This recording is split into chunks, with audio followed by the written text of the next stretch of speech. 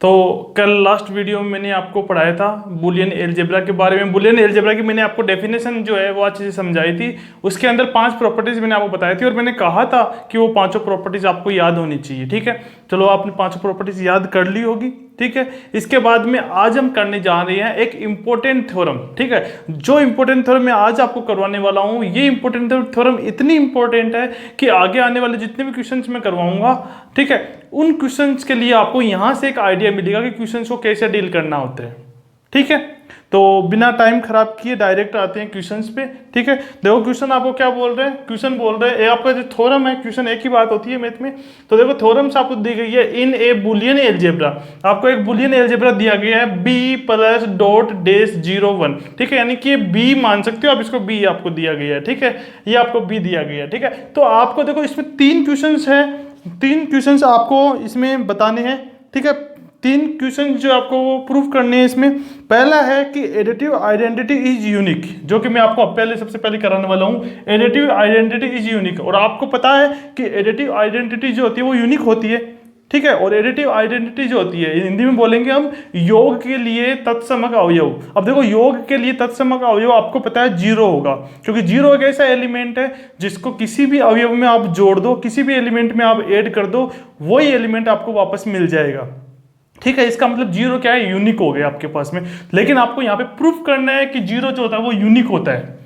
आई बात समझ में। इसके बाद में जो सेकंड नंबर का आपको प्रूफ करना है वो है कि मल्टीप्लिकेटिव आइडेंटिटी इज यूनिक, यानी कि जो मल्टीप्लिकेटिव आइडेंटिटी होती है, यानी कि हम बोल सकते हैं गुणन के लिए जो तत्समक होता है, जिसे हम क्या बोलते हैं, 1 बोलते हैं, क्योंकि 1 को किसी से भी मल्टीप्लाई करो आपके पास में वही एलिमेंट आपके पास में वापस है वो मिल जाता है। तो आपको ये प्रूफ करना है कि जो 1 जो होता है गुणन के लिए, जो 1 जो होता है तत्समक जो अवयव होता है वो क्या होता है, यूनिक होता है। जैसे आपको पता है सूरज एक ही है इसलिए हम उसको यूनिक बोल सकते हैं, चांद क्या है, एक ही है इसलिए हम उसको भी यूनिक बोल सकते हैं। और आप सभी भी अपने घर वालों के एक ही तो हो ना, मतलब आप एक यूनिक हो आपके घर वालों के। ठीक है, तो ये ध्यान रखना। उसी प्रकार से यहाँ पर भी आपको ये प्रूफ करना है। और तीसरा जो आपका क्वेश्चन है वो है कि the complement of every element of B is unique, यानी किसी भी एलिमेंट का यदि आप कॉम्प्लीमेंट लोगे तो वो कॉम्प्लीमेंट भी उस एलिमेंट के लिए क्या होगा, यूनिक होगा। ये आपको प्रूफ करना है। तो 3 प्रॉपर्टीज है आपके पास में, तीनों आपको क्या करनी है, प्रूफ करनी है। ठीक है, तो सबसे पहले हम करते हैं, सबसे पहली जो है वो हम करते हैं कि एडिटिव आइडेंटिटी इज यूनिक होती है। ठीक है, तो चलो स्टार्ट करते हैं।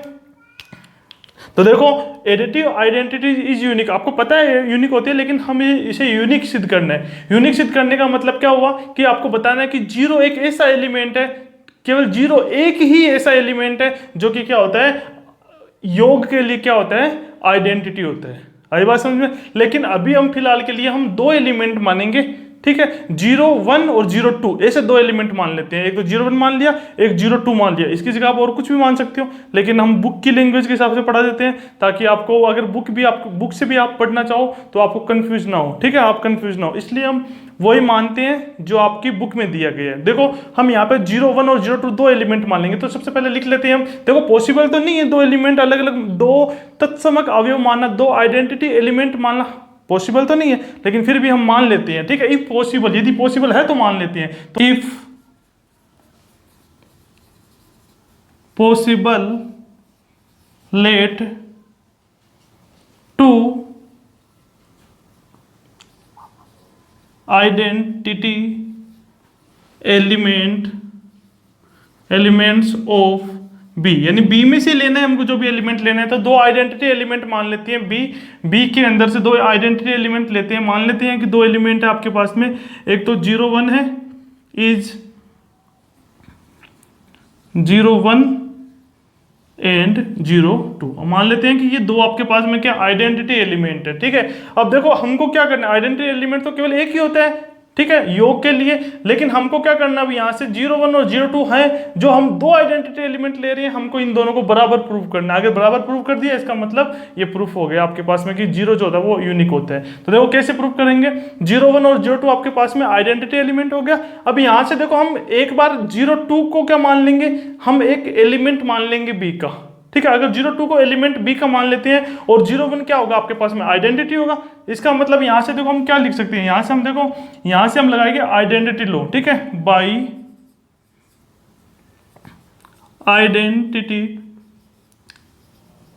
लो, ठीक है। यहाँ से हम क्या बोल सकते हैं, 0 2 है वो अवयव हम ले रहे हैं बी से। अगर 0 2 अवयव बी से ले रहे हैं, चलो 0 2 को हमने एक एलिमेंट मान लिया बी का, तो यहाँ से 0 1 तो क्या आपके पास में आइडेंटिटी है, तो यहाँ से हम क्या लिख सकते हैं कि 0 2 प्लस 0 1 जो होगा वो बराबर क्या आएगा आपके पास में 0 2 ही आ जाएगा, क्योंकि 0 2 हमने कोई एलिमेंट लिया था। और 0 1 क्या है यहाँ पर, 0 1 यहाँ पर आइडेंटिटी। आइडेंटिटी का मतलब मैंने आपको बताया था कि योग के लिए उसका आइडेंटिटी को यदि किसी एलिमेंट में जोड़ते हैं तो वही एलिमेंट वापस आ जाता है, बताया था ना मैंने आपको। जैसे ए कोई एलिमेंट था बी से, ठीक है, और ए के अंदर हम आइडेंटिटी जोड़ते हैं यानी 0 जोड़ते हैं तो आपके पास में ए ही वापस आ जाता है। तो यहाँ पर A1 किसका काम कर रहा है, 0 का काम कर रहा है, ये आपको ध्यान रखना है। तो यहाँ से आप बोल सकते हो कि 0 1 अवयव है बी में is 0।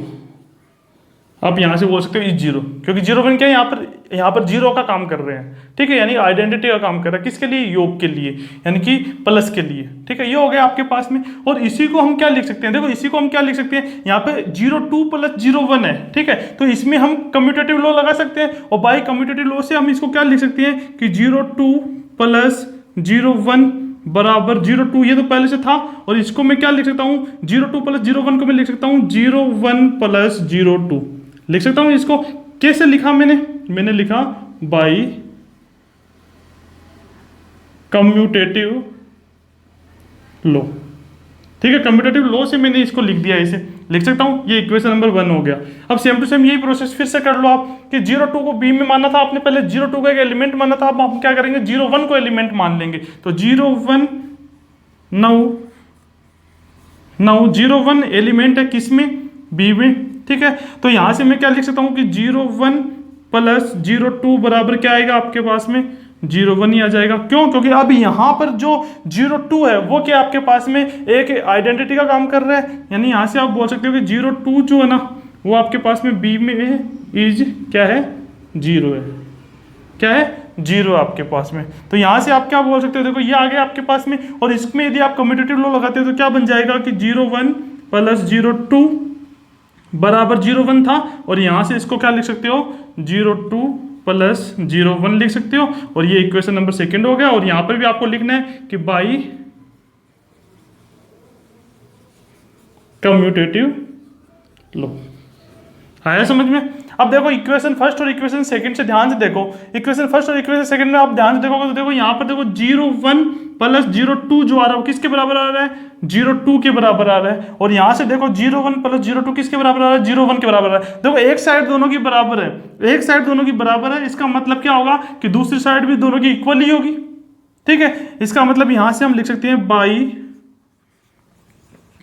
Equation first and second, ठीक है। फर्स्ट एंड सेकंड से हम क्या बोलेंगे कि 0 1 जो होगा वो किसके इक्वल होगा 0 2 के इक्वल होगा। तो यहां से हम डायरेक्ट लिख सकते हैं कि 0 1 इक्वल होगा 0 2 के। तो ये आपका क्या हो गया प्रूफ हो गया। और ये आपको प्रूफ करना था कि 0 1 इज इक्वल टू 0 2।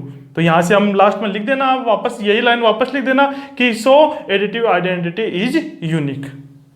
ओके, अब हम देखते हैं सेकंड नंबर का कि मल्टीप्लिकेटिव आइडेंटिटी इज यूनिक। अब आपको भी पता है कि मल्टीप्लिकेटिव आइडेंटिटी जो होता है वो यूनिक होता है, ठीक है। और हिंदी में क्या बोलेंगे गुणन के लिए तत्सम अवयव जो होगा वो क्या होगा एक अद्वितीय अवयव होगा, ठीक है। और आपको भी पता है गुणन के लिए तत्सम अवयव क्या होता है एक होता है, ठीक है। एक ही एक ऐसा मात्र एक ऐसा एलिमेंट है जिसको किसी भी एलिमेंट के साथ में मल्टीप्लाई करोगे तो वही एलिमेंट आपको वापस मिल जाएगा, ठीक है। इसलिए हम क्या बोल सकते हैं कि मल्टीप्लिकेटिव आइडेंटिटी यूनिक होती है, ठीक है, यूनिक है ना।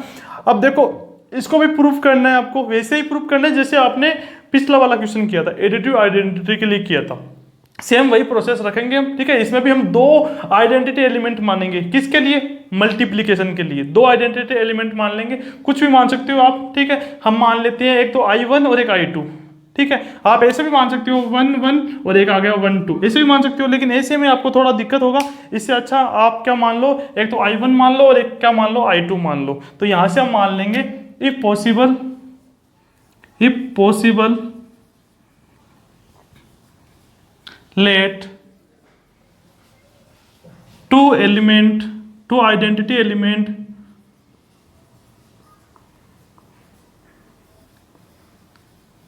एलिमेंट्स, ठीक है, two identity elements of B is, ठीक है, क्या हो जाएगा एक तो I1 मान लिया हमने एंड एक मान लिया I2, ये आ गया आपके पास में। अब देखो हमको प्रूफ क्या करना है, हमको प्रूफ करना है कि I1 और I2 हमने दो आइडेंटिटी एलिमेंट मान लिए, लेकिन रियल में दो नहीं है, ये दोनों बराबर ही मान लिए हमने, ठीक है। I1 और I2 क्या है, दोनों बराबर है, क्योंकि हमको यूनिक सिद्ध करना है। चलो करते हैं। तो क्या करना है, I1 I2 के लिए हमें मल्टीप्लिकेटिव आइडेंटिटी प्रूव करनी है, और हमने वो 5 प्रॉपर्टीज पढ़ी थी बुलियन अलजेब्रा की, याद है तो लास्ट वीडियो में, उसके अंदर मैंने आपको बताया था कि आइडेंटिटी मतलब सॉरी मल्टीप्लिकेशन के लिए जो आइडेंटिटी होती है वो क्या होती है, ठीक है। क्या बताया था मैंने आपको बताया था, जैसे आपके पास में जैसे ये ए कोई एलिमेंट है बी से, तो यहाँ से ए को यदि आप 1 से मल्टीप्लाई करते हो तो आपके पास में ए ही मिलता है ना, क्यों, और यहाँ पर 1 के आपके पास में आइडेंटिटी एलिमेंट है। इसी प्रकार यहाँ पर 1 का काम कौन करेगा, I1 और I2 काम करेगा 1 का। आई बात समझ में, यहाँ पर 1 का काम करेगा I1 और I2, ठीक है। तो सेम वैसे ही वही काम करेंगे जैसे हमने पिछले क्वेश्चन में किया था। क्या करना आपको, सबसे पहले मान लेते हैं I2 जो है वो किससे है, वो है B से, ठीक है। अगर I2 B से ले रहे हैं तो I1 यहाँ पर क्या हो जाएगा, आइडेंटिटी मान लेंगे I1 को, ठीक है, क्योंकि I2 को हमने एक एलिमेंट मान लिया है B का। तो यहाँ से हम क्या लिख सकते हैं कि I2 को यदि हम मल्टीप्लाई करेंगे आइडेंटिटी के साथ में, यानी कि I1 के साथ में, ठीक है। यहाँ पर I1 का काम कौन कर रहा है, ये 1, ठीक है, यानी 1 जो है ना, 1 किसका काम कर रहे हैं, यहाँ पर I1 का काम कर रहे हैं। तो ध्यान रखना, तो यहाँ पर ये बराबर आ जाएगा आपके पास में। देखो I2 को यदि I1 से मल्टीप्लाई करेंगे तो आपके पास में क्या आएगा, I2 ही मिल जाएगा आपको। तो यहाँ से आपको लिख देना है, यहाँ पर कोई दिक्कत नहीं है। क्या लिखेंगे, बाई आइडेंटिटी लो, ठीक है। और साथ में आपको एक चीज और लिखनी है यहाँ पर, कि यहाँ पर I1 किसका काम कर रहा है, आइडेंटिटी का काम कर रहा है, यानी 1 का काम कर रहा है। तो यहाँ से हम बोल देंगे कि I1 जो होगा वो एलिमेंट है B में, ठीक है, इज 1, यानी कि 1 का काम कर रहे हैं। डायरेक्ट 1 लिख सकते हो आप, इसको कोई दिक्कत नहीं है, ठीक है। अगर हम इसको ऐसे लिख सकते हैं तो यहाँ से देखो कम्यूटेटिव लॉ से हम क्या लिख सकते हैं इसको, कि I2 इंटू I1 बराबर I2, ठीक है, और ये बराबर हो जाएगा आपके पास में I1 इंटू I2, इंटू नहीं, यहाँ पे डॉट है, ठीक है। तो यहाँ से देखो इसको हम इक्वेशन नंबर फर्स्ट बोल देते हैं, और यहाँ पे साथ में लिखना पड़ेगा कि हमने इसको आगे पीछे कैसे लिख लिया, कैसे लिखा हमने, कम्यूटेटिव लॉ से। तो यहाँ पे लिखना है बाई कम्यूटेटिव लॉ, ठीक है। आई बात समझ में, सिंपल है एकदम से। तो ये आपको ध्यान रखना है। इसके बाद में देखो ये हो गया आपके पास में, सबसे पहले I2 को B में माना था आपने। अब हम क्या मानेंगे, I1 को B में एलिमेंट लेके चलते हैं, और I2 क्या बन जाएगा यहाँ पर, आइडेंटिटी। तो यहाँ से हम कर लेते हैं 9, ठीक है, 9 I1 एलिमेंट है B में, ठीक है। I1 यदि B में है तो यहाँ से हम क्या लिखेंगे कि I1 को यदि हम आइडेंटिटी से मल्टीप्लाई करेंगे, यानी डॉट प्रोडक्ट करेंगे, यानी डॉट करेंगे, क्या हो जाएगा आपके पास में, आइडेंटिटी क्या लेके चलेंगे हम, I2 को। तो यह आ जाएगा I2 आ गया आइडेंटिटी, और आपको क्या मिलेगा यहाँ पर, I1 मिलेगा। क्यों मिलेगा I1, क्योंकि I2 यहाँ पर किसका काम कर रहा है, 1 का काम कर रहा है, ठीक है, 1 का काम कर रहा है। तो यहाँ से हम लिख देंगे, एक तो लिख देंगे यहाँ से बाई आइडेंटिटी लो, और साथ में लिख देंगे यहाँ पर एंड I2 अवयव B का इज क्या है, 1, यानी एक है ये, ठीक है, एक है, इसलिए हम इसको ऐसे लिख सकते हैं। और यहाँ से यदि इसमें कम्यूटेटिव लॉ लगा देते हैं तो क्या बन जाएगा, ये I1 डॉट I2 बराबर I1, और ये बराबर हो जाएगा आपके पास में, इसको हम आगे पीछे लिख सकते हैं, कोई दिक्कत नहीं है। तो ये आएगा I2 डॉट I1, ये आ गया इक्वेशन नंबर 2, और यहाँ पे आपको लिखना है बाई कम्यूटेटिव लो, ठीक है। आगे लिख देना पूरा आप कम्यूटेटिव लो, ठीक है। तो भाई कम्यूटेटिव लो ये हो जाएगा। अब ध्यान से देखो आप यहाँ पर क्या I1 डॉट I2 बराबर I1 है, यहाँ पर I1 डॉट I2 बराबर I2 है। यहाँ पर देखो ये वाली साइड और ये वाली साइड बराबर आ रही है, I1 डॉट I2 अगर एक साइड बराबर आ रही है, इसका मतलब दूसरी साइड भी बराबर होगी, तो यहाँ से हम क्या लिख सकते हैं, by equation first and second से हम क्या बोल सकते हैं कि I1 किसके बराबर होगा, I2 के। तो by equation first and second हम क्या बोल देंगे, I1 इक्वल होगा I2 के, और यही आपको प्रूव करना था। I1 I2 इक्वल आ गया, इसका मतलब हम क्या बोल देंगे, लास्ट में वापस लिख देना कि सो मल्टीप्लिकेटिव आइडेंटिटी इज यूनिक। अब हम देखते हैं तीसरा पॉइंट और लास्ट पॉइंट, ठीक है, इसको ध्यान से समझना थोड़ा सा। ये क्या बोल रहा है कि the complement of every element of B is unique, यानी कि B के अंदर कोई भी एलिमेंट होगा, उस एलिमेंट का जो कॉम्प्लीमेंट होगा वो क्या होगा, यूनिक होगा। आपको ये प्रूफ करना है। देखो यूनिक होगा, हमको पता है यूनिक होगा, लेकिन हमको प्रूफ करना है। प्रूफ कैसे करेंगे, हम सबसे पहले मानेंगे कि ए कोई एलिमेंट है किसमें, बी में, ठीक है। अब हम मानेंगे कि ए का कॉम्प्लीमेंट एक तो बी है और एक सी है, क्योंकि हमें प्रूफ करना है कि ये एक ही होता है। लेकिन हम इसको दो मान लेंगे और दो मानने के बाद भी हम दोनों को क्या करेंगे, इक्वल प्रूफ कर देंगे। अगर दोनों इक्वल आ गया, इसका मतलब हम क्या बोल देंगे कि भाई हमने जो दो माने थे ना वो एक ही मान लिए थे, ठीक है। दो जो कॉम्प्लीमेंट माने थे वो दोनों के दोनों सेम ही मान लिए थे। इसका अलग कॉम्प्लीमेंट कुछ हो ही नहीं सकता। इसका कॉम्प्लीमेंट जो होगा वो केवल एक ही होगा और यूनिक होगा, ठीक है। हमें ये प्रूव करना है। चलो करते हैं इसको। सिंपल सा एकदम से, इसमें कुछ भी ज़्यादा समझाने वाले ज़्यादा कुछ बात नहीं है इसमें। देखो सबसे पहले वही चीज़, ठीक है। इफ पॉसिबल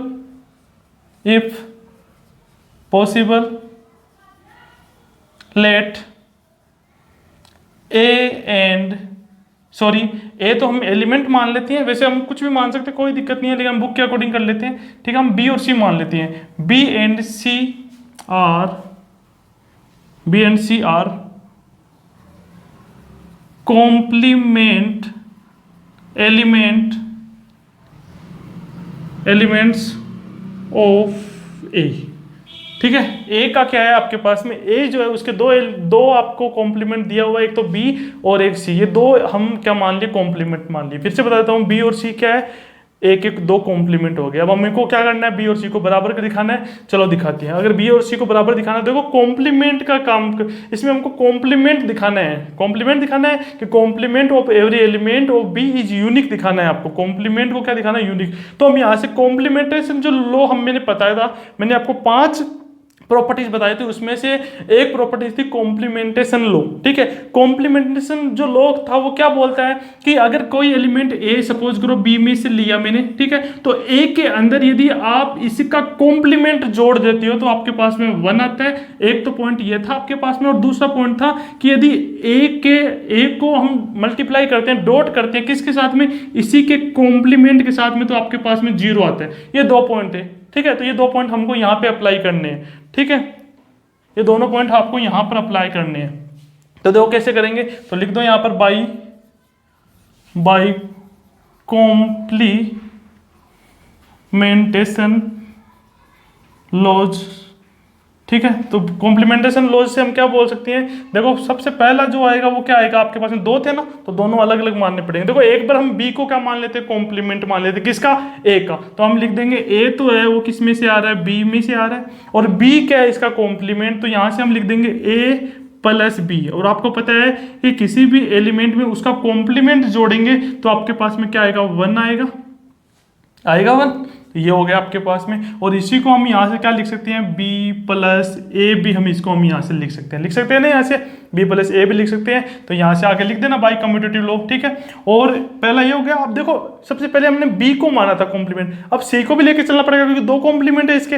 इसलिए हम यहाँ से क्या लिख सकते हैं, एंड क्या लिख सकते हैं कि a प्लस सी बराबर क्या आएगा, 1 आएगा, और ये बराबर आ जाएगा c प्लस ए की, ठीक है। इसको हम इक्वेशन फर्स्ट मान लेते हैं, इसको इक्वेशन सेकंड मान लेते हैं, ठीक है। ये तो पहला पॉइंट हो गया। दूसरा पॉइंट क्या आएगा आपके पास में, डॉट वाला आएगा, ठीक है। डॉट वाला क्या आएगा कि यदि पहले बी को ले लेते हैं ना, बी कॉम्प्लीमेंट को ले लेते हैं, तो यहां से क्या आएगा आपके पास में, ए डॉट ए का कॉम्प्लीमेंट यानी बी जो है वो करेंगे तो क्या आएगा आपके पास में, 0 आएगा। और इसी को आप क्या लिख सकते हो, बी डॉट ए बी, आप इसको लिख सकते हो। ये इक्वेशन नंबर 3 हो गया। और यहाँ से आप क्या बोल सकते हो, बी को लिया था कॉम्प्लीमेंट, अब सी को लेते हैं तो क्या आएगा आपके पास में, A dot C is equal to 0 बराबर आएगा आपके पास में सी डॉट ए। ये आ गया आपके पास में 4th पॉइंट।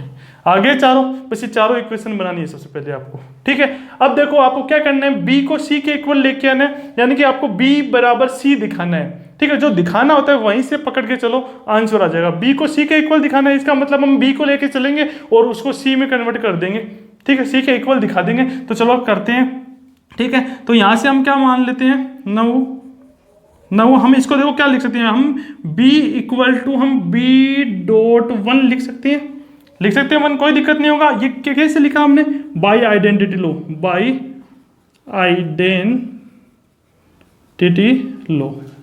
ठीक है। आइडेंटिटी लो से हमने ये लिख दिया। अब देखो यहां से मैं क्या लिख सकता हूं, आपको क्या करना है, b को c के इक्वल लेके आना है। इसका मतलब क्या हुआ, देखो मैं आपको सोचने का तरीका बता रहा हूँ कैसे सोचना होता है, करना तो पड़ेगा ही आपको, मैं सोचने का थोड़ा सा तरीका बता देता हूँ आपको, बस और कुछ भी नहीं है, ठीक है। तो देखो आपको बी को सी के इक्वल लेके आना, तो बी ले लिया हमने, बी को हम लिख सकते हैं बी डॉट वन। अब हम क्या करेंगे, बी इज इक्वल टू, ये बी तो ऐसा कैसा आएगा, लेकिन इस वन की जगह पर हमें क्या लिख सकता हूँ, या तो ये या फिर ये, क्योंकि ये और ये तो एक ही बात है, ये और ये तो एक ही बात है, तो या तो ये या फिर ये, इन दोनों में से हमको एक लेके चलना है। अब कौन सा लेंगे वो सोचो, आप खुद ही सोच के देखो। हमको क्या लेके आना है, बी के इक्वल सी लेके आना, तो सी कौन से में, इसमें है या फिर इसमें है, इसमें है, तो हम यही लेके चलेंगे, यानी कि हम वन की जगह पे पुट कर देंगे ए प्लस सी। तो यहाँ पे हम क्या लिख सकते हैं, ए प्लस सी लिख देंगे, और ये क्या बन गया, कहाँ से आया है, बाई इक्वेशन सेकेंड इक्वेशन से हमने ये लिख दिया, कोई दिक्कत नहीं है, ठीक है। अब देखो यहां से हम डिस्ट्रीब्यूटिव लॉ लगा देंगे। डिस्ट्रीब्यूटिव लॉ में मैंने आपको बताया था, ठीक है, लास्ट वीडियो में, कि बी डॉट और कॉस्ट में ए प्लस सी है, तो बी डॉट को एक बार ए के साथ में लिख दो, फिर प्लस आ जाएगा बीच में, और बी डॉट को एक बार सी के साथ में लिख दो, हो गया डिस्ट्रीब्यूटिव लॉ, सिंपल एकदम से। तो यहां से लिखेंगे हम बी डॉट ए, ठीक है, फिर प्लस आएगा, फिर आएगा बी डॉट सी। अगर आपने पिछले वाला वीडियो देखा तो ये आराम से कर लोगे, कोई दिक्कत नहीं होगी। तो यहां से आप लिख देना बाई डिस्ट्रीब्यूटिव लॉ, ठीक है, बाई डिस्ट्रीब्यूटिव लॉ से हम ये लिख सकते हैं, ठीक है। अब यहां से देखो बी डॉट ए का मान कितना आ रहा है, बी डॉट ए का मान कितना आ रहा है, 0 आ रहा है, तो हम यहां से क्या बोल सकते हैं कि ये तो आ गया 0 प्लस, और यहां से आ जाएगा बी डॉट सी, और ये आ गया आपके पास में बी। आई बात समझ में। और ये कैसे लिखा मैंने, ये लिख दीजिए आप यहाँ से, कैसे लिखा मैंने यहाँ से, बाई इक्वेशन 3 लिख दो यहाँ पर, बाई इक्वेशन 3, ठीक है। चलो हम आगे कर लेते हैं थोड़ा सा। अब देखो b बराबर ये आ गया आपके पास में, मैं यहाँ पे फिर से लिख लेता हूँ, b बराबर 0 प्लस आ गया आपके पास में b डॉट सी। अब देखो आपको b बराबर c लेके आना है, ये तो चलो 0 हो गया, कोई दिक्कत नहीं है, लेकिन आपको b को c के इक्वल लेके आना है। अगर इस b की जगह पर 1 होता तब तो हम लिख देते, या फिर b की जगह पर होता आपके पास में b प्लस a होता, तब हम क्या लिख देते, उसको 1 लिख देते, और फिर c बच जाता हमारे पास में, लेकिन हमारे पास में अभी नहीं है, ठीक है। इसलिए हम क्या करेंगे, ये 0 देखो, 0 को ध्यान से देखो, इस 0 की जगह पर हम क्या लिख सकते हैं, इसी का यूज करेंगे, क्योंकि और तो कोई तरीका ही नहीं है हमारे पास में, कोई तरीका ही नहीं बचा, b को हम डायरेक्ट तो बोल नहीं सकते, इसलिए हम 0 की जगह पर क्या लिख सकते हैं वो सोचो। 0 की जगह पर देखो, एक तो ये लिख सकते हैं, एक ये लिख सकते हैं, ठीक है। अब इन दोनों में से क्या लिखेंगे, देखो ये भी है ना, और ये इसके इक्वल है, तो ये भी लिख सकते हैं, कोई दिक्कत नहीं है, या फिर ये लिख सकते हैं, ठीक है। अब देखो लिखना कौन सा है वो आपको सोचना पड़ेगा, ठीक है, लिखना कौन सा है वो आपको सोचना पड़ेगा, है ना। देखो आपको क्या करना है, आपको a प्लस बी बनाना है। अगर a प्लस बी ये बन गया ना, तो ये c है वो बच जाएगा, और a प्लस बी की जगह पर आप क्या कर दोगे, 1 कर दोगे। आई बात समझ में। इसलिए हम 0 की जगह में क्या लेंगे, ऐसा लेंगे जिसमें a भी आई और c भी आई, क्योंकि c तो आना चाहिए, क्योंकि कॉमन लेंगे हम, इसलिए c तो आना चाहिए। तो a और c किस में आ रहा है, इसमें आ रहा है। आई बात समझ में। और यही लिखना आप 0 की जगह पर, ये भी मत लिखना, क्यों, क्योंकि इसमें c किधर आ रहा है, राइट साइड में आ रहा है, तो हमको भी c राइट साइड वाला ही ले लेना है। तो यहां से हम क्या करेंगे, a डॉट सी बराबर 0 लिख देंगे, यानी कि 0 की जगह पर क्या लिख देंगे, a dot C plus b dot C, ये आ गया b इक्वल टू, और ये बाई इक्वेशन 4 से हुआ है, तो बाई इक्वेशन 4, ठीक है, ये आ गया आपके पास में। यहां से देखो इसमें कॉमन लेंगे हम, ठीक है, कॉमन क्या लेंगे, सी को कॉमन लेंगे बाहर की तरफ, ठीक है, लेकिन हमें यहाँ पे कॉमन नहीं लिखना है, हमने यहाँ पर क्या लगाया, डिस्ट्रीब्यूटिव लॉ लगाया। जैसे डिस्ट्रीब्यूटिव लॉ यहाँ पे लगाया था अंदर की तरफ, हम इसको बाहर करेंगे ना, ठीक है, उल्टा प्रोसेस करेंगे, तब भी उसे भी हम डिस्ट्रीब्यूटिव लॉ ही बोलेंगे। तो यहाँ से हम इसको लिख सकते हैं बी इक्वल टू, यहाँ से सी को बाहर कॉमन लेंगे उस तरफ, तो यहाँ पर आएगा ए प्लस बी, और डॉट आएगा आपके पास में सी, ठीक है, और यहां पे हम लिख देंगे बाई डिस्ट्रीब्यूटिव लो, पूरा आप लिख लेना, कोई दिक्कत नहीं है, ठीक है। और यहां से देखो a प्लस बी को हम क्या लिख सकते हैं, 1 लिख सकते हैं, तो ये आ जाएगा आपके पास में 1 डॉट सी, और b इक्वल टू आ गया आपके पास में c, और यही आपको लेकर आना था, ठीक है। और यहां पर लेकिन आपको लिखना पड़ेगा बाई आइडेंटिटी